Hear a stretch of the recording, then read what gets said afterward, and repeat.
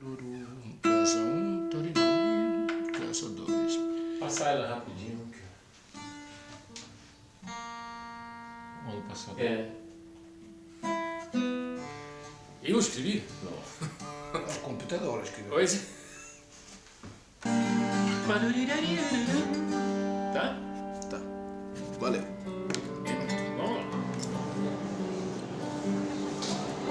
Vamos lá.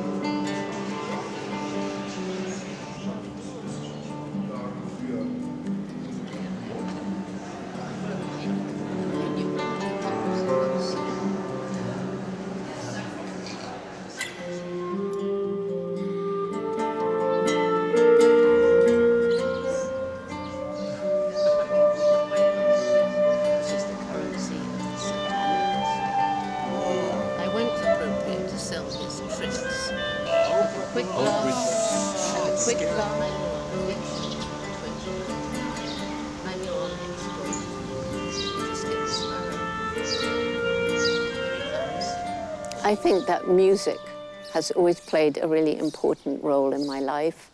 I never wanted to play an instrument. I used to like singing. I used to like hearing the organ in the church and hearing recordings of nightingales, listening to the blackbirds outside the window, and then also going into the forest at Gombe, and the sound of the wind in the leaves it's real music for me. And because I've always loved music, to have the opportunity to talk about the things that I care about and give the messages to people that I feel are important, and tying it in with music, it just feels that I'm a part of that music. And I think that the voice is music in a way. It doesn't have to be singing. There is a certain music in the cadence of a voice. And so I've always just loved the trio and performing together and feeling a part of it.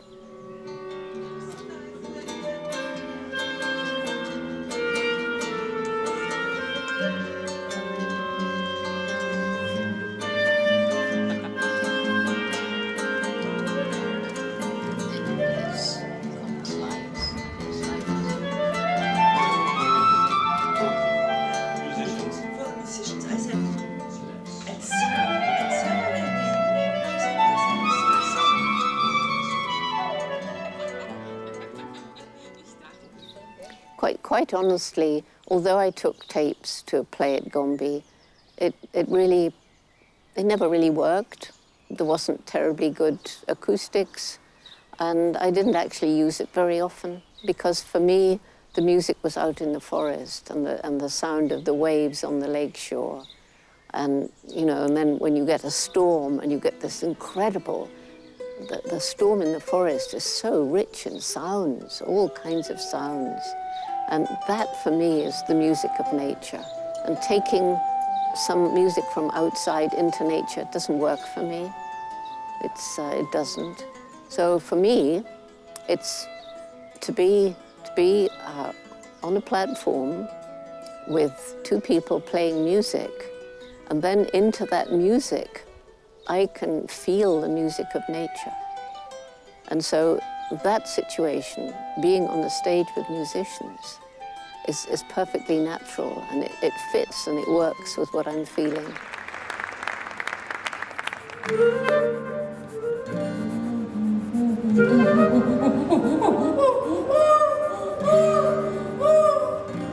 Hello.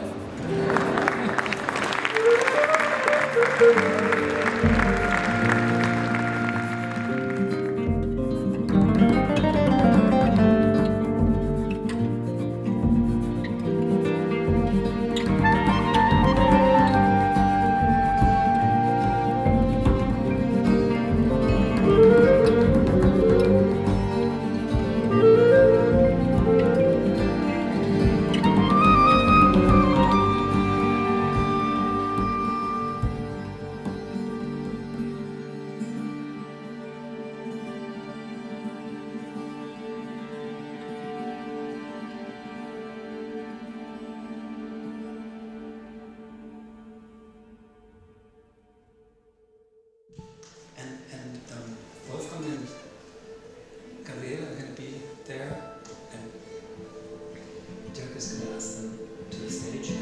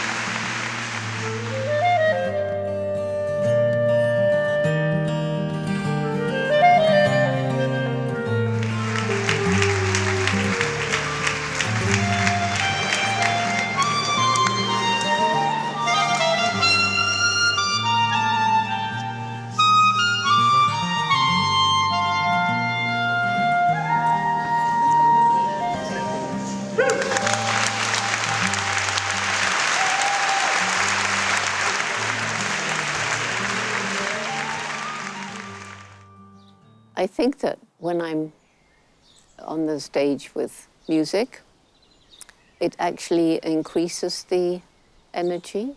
And if you think of a symphony, there's the quiet movement, the slow movement, and then you get your crescendos and your loud movements. And to me, it's the balance, it's the harmony, it's rising up to a peak, and then the audience needs to come down. And now we have the music of nature very loud in my ear, a bird singing. I truly think that the music, along with my words, is enhancing what I do. And I think the audience, from everything I've learned by talking to them, they feel the same. And there is a rhythm and a musical cadence in rising and falling. It's the same with nature.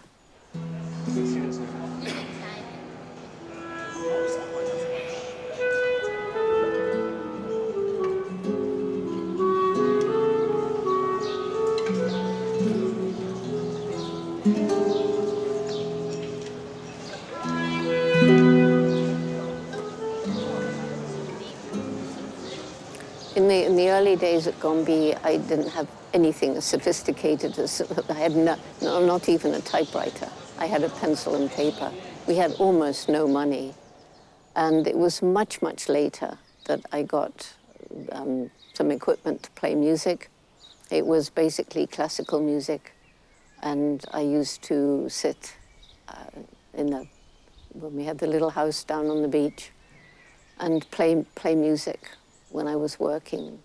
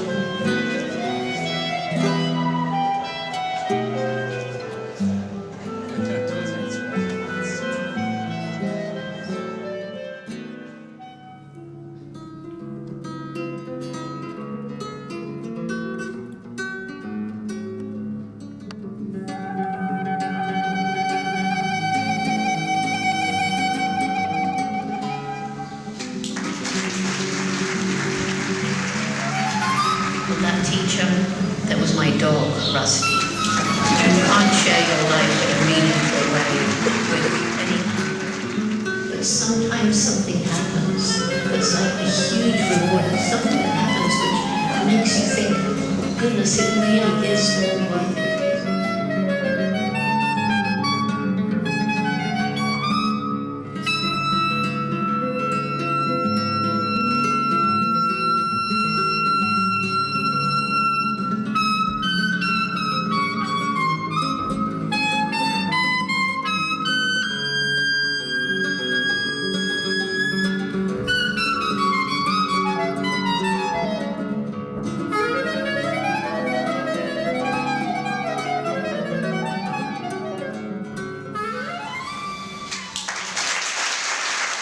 I think my life today is, in a way, it's crazy.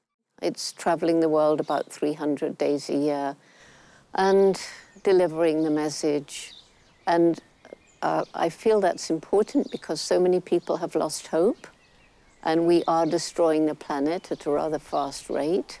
But I continually meet people doing amazing things.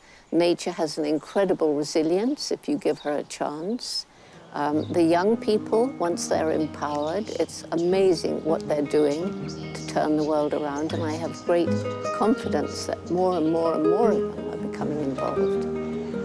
And it's terribly important to reach not just the tree huggers, in quotes, but also other people who would not normally come to my lectures.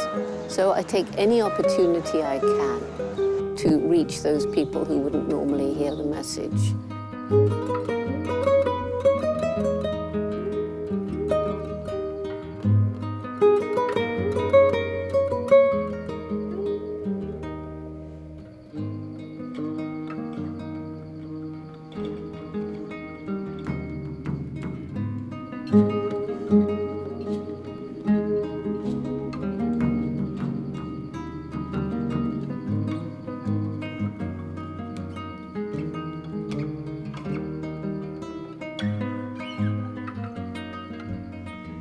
So this is why, for me, I can't stop.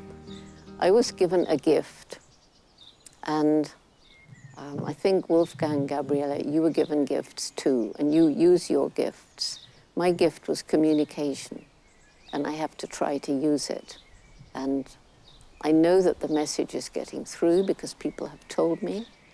And if we carry on with business as usual, then for our great-grandchildren, there'll be almost nothing left. So it's really important. And to get together with people who feel the same and who have a sympathetic understanding with each other to reach more and more different kinds of people, that's what we have to do. That's why I'm so happy. What is amazing with Jane is that usually good musicians are not necessarily virtuoso of their instruments, but they are for sure great listeners. Of course, because her life is talking about it, but it's a testimony of high quality of listening. But you know, I was watching the last time you were playing. 2 sparrows came and listened to you.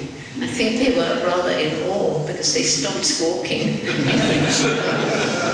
I wonder what they think. But nature, you know, is filled with sound. And out in the forest, you hear the sound of the waterfall, the rain pattering on the leaves, the wind stirring through the trees, the animals with their different sounds. We were making a recording this morning, and the sparrows were doing their usual chirping. And I said, well, there's a lovely blackbird here. I wish he would come and sing. And during that recording, that blackbird came within about, 3 minutes, came and sang right on a tree beside me, and then flew away. Jane, I did it for you. So there is... So we are kind of 2 blackbirds around.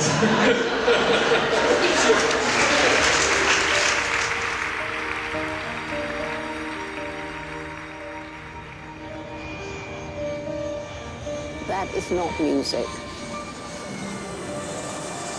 Can you hear the sparrows all the time?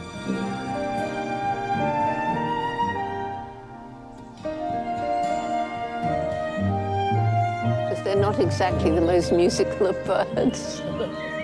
There's one, there we are, the blackbird. Blackbird's over here.